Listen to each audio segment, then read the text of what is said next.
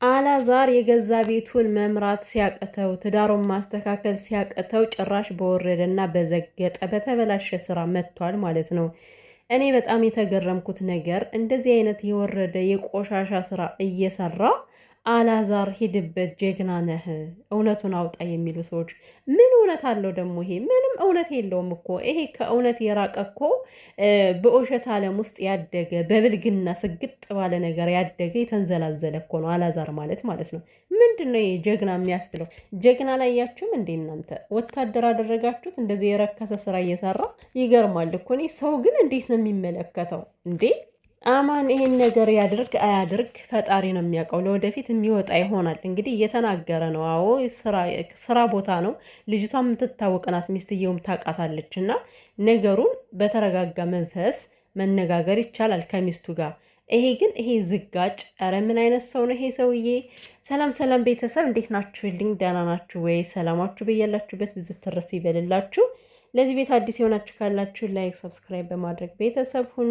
ነባሮችም ደግሞ ላይክ እያደረጋችሁ ስለምታበረታቱኝ እውነት አመሰግናለሁ። ክበሩልኝ። እንግዲህ እነዚህ የወረዱ ሰዎች እኔ እኮ ምን አይነት መዝገጥ ነው?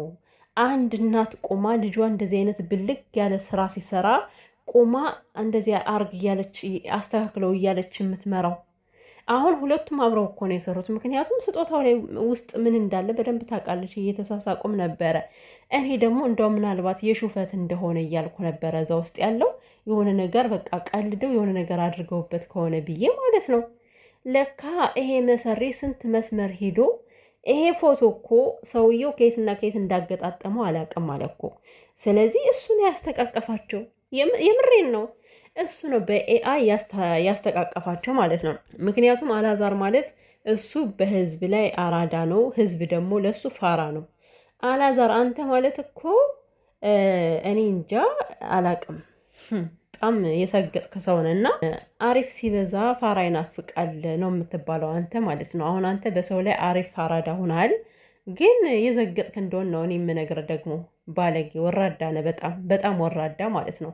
አንተ በስነ ስርዓቱ ሄደ ትዳርን ማስተካከል ስትችል ጭራሽ በወረደ የሰውን ትዳር ብትንትን አድርገህ ነው አንተ ሚስቴን መልስልኝ የምትለው። ደግሞ እኮ ምን ብሎ ሸረተ? ሚስቴን መልስልኝ። ማነህ አንተ? ማነህ? ጅላንፎ በጣም ጅል ነህ። የምሬን ነው አላዛር። በእንደዚህ አይነት መስመር ትዳርን ልታስተካክለው ሚስትን ልትመልስም አትችልም። አንተ በእንደዚህ አይነት በረከሰ ነገር ስትሄድ ደግሞ ሰዎች በእውቀት ደረጃ ሊበልጡ ይችላሉ። በእውቀት ሂደው አንተን ሊጥሉ ይችላሉ ማለት ነው። ዝጋጭ የምር የትንሱ ቤተሰቦች ስነ ስርዓት ያላቸው ናቸው። ይሄኔ እስካሁን ያልተከሰሰው አላዛር ለትንሱ በማሰብ ነው። ነገ ተስተካክሎ ወደ ትዳሩ ይመለሳል በማለት እንደ አወሩት እኮ አይደለም። አሁን ሲሄዱ ፈክረው ነበረ። በህግ እንጠይቃለን ምናምን ብለው ነበር አይደለ? መጠየቅ ይችሉ ነበር እኮ ሰከንድ ሳይቆዩ። ግን እያሰቡ ነው ለልጁ ማለት ገና የምትወለድ ህፃን ልጅ አለች አይደለ? ስለዚህ ምናልባት አእምሮ ኖሮት ወደ ራሱ ተመልሶ ከተስተካከለ እያሉ እየጠበቁት ባለ ሰዓት እንደዚህ አይነት የዘገጠ ስራ ይዞ መምጣት ማለት በጣም መዋረድ ነው። ትንሱን አታገኛትም ከዚህ በኋላ ልንገርህ፣ የምሬን ነው።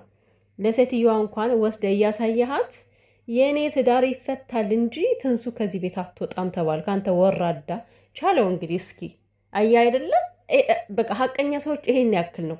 ትዳሯ ቢፈታም እንኳን ትንሱ ወደ አንተ መልሳ እንደማሰጣት፣ ምክንያቱም ወራዳና የረከስክ መሆንን ስለምታቅ ማለት ነው።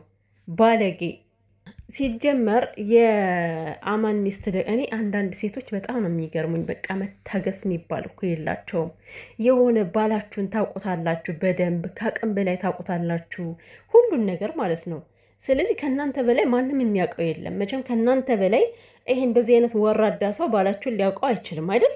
እንደዚህ አይነት ድንገታዊ ነገር ሲመጣ ቀስ ብሎ ተረጋግቶ ምንድናት ማናት ከየት ነው ለምን ተፈጠረ ተብሎ መጠየቅ ሲገባ ከጠላት ፊት የእናንተን ትዳር መበታተን የሚፈልግ ሰው ፊት ላይ ይሄን ያክል ባልሽን ጉርቦ ለጉርቦ መተናነቅ ምን ይሉታል?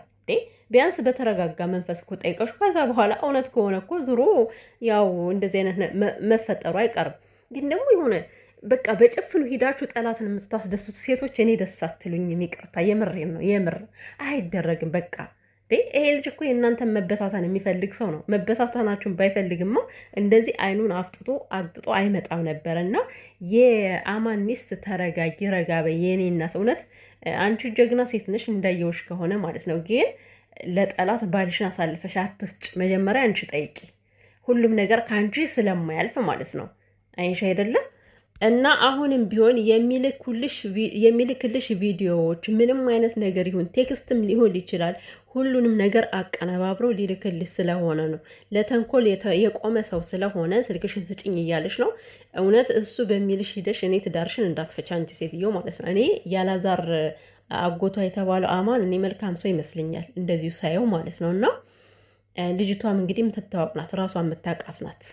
መቼም ሚስቱ እያወቀቻት በዚህን ያክል ፎቶ በአደባባይ አይነሳም። ይሄ ሰውዬ አይደለ? እንዴት ነው ሊነሳ የሚችለው?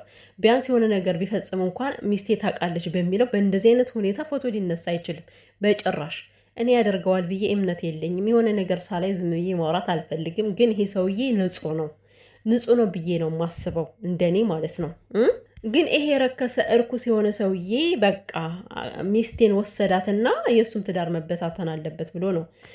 በነገራችን ላይ ያው ሰይጣን ብዙ ነገሮችን ሊያደርግ ይችላል፣ ግን ደግሞ አቅም የለውም። መጨረሻ ላይ ምንም ነገር አቅም የለውም። እውነት ያሸንፋል ማለት ነው። አላዛር አንተ በተንኮል የሰውን ትዳር እንደዚህ ለመበተን ስትፈልግ ከአንተ ላይ ደግሞ ምን አይነት በላ እንደሚመጣ ታያለህ።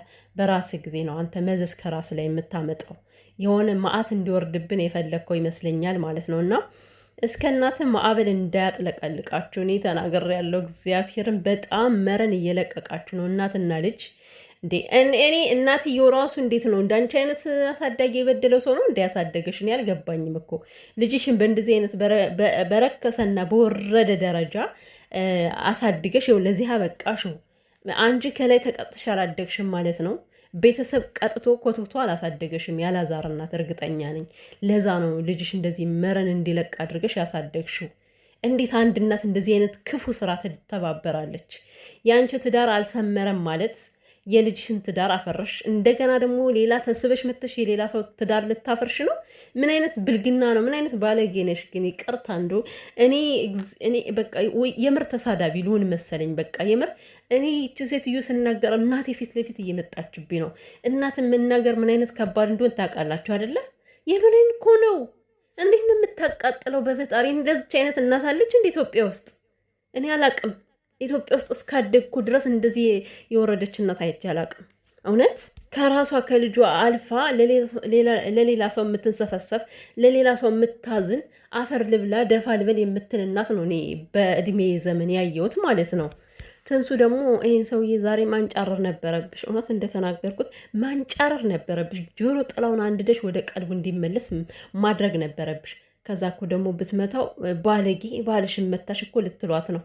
እኔ ያልላትም ጀግና ነበር ምላት ብታቃጠለው ይዛ ማለት ነው። ምክንያቱም ማለት የሆነ ዱላ የማይገባቸው ክብር የሚያውቁ ሰዎች ናቸው። በነገራችን ላይ ይሄ ሰውዬ ዱላ ነው የሚገባው። አረ በጣም ነው የጠገበው አላዛር። አረ በጣም ነው የጠገበው። እንዴት ነው አንተ? ምን አይነት ጭንቅላት ቢኖር ነው ግን በዚህ መልኩ ሚስቴን መልሳለሁ ብለህ የሰውን ትዳር ለማበላሸት የገባኸው? እንዶ ህይወት እንደተመሰቃቀለ ይኑር። አንተማ የምሬን ነው። ህይወት እንደተመሰቃቀለ ከዛው ከእናትህ ጋር አጣብቆ ያኖረ ፈጣሪ። እውነት እንዶ ከዚህ በኋላ ትንሱስ ብትመለስ ምን አይነት አይን ኑሮህ ነው አንተ ትንሱን ልታይ የምትችለው? እስኪ ልጅህንስ በምን አይነት አይን ነው ልታያት የምትችለው? እንዳንተ አይነት ወራዳና የረከሰ አባት እንዳላት ስታቀኔ እንጃ ልጅ አይንህን ሁላ ማየት ነው የማትፈልገው። የምሬን ነው። አፏን ሳትፈታ ራሱ ትጠላለች። እንዲሁ ዝም ብላ እንዲህ የሆነ ፊዚካል ራሱ በጣም የሚዘጋ ነገር ነው። ዘይ ምን አይነት ነው እንዴ?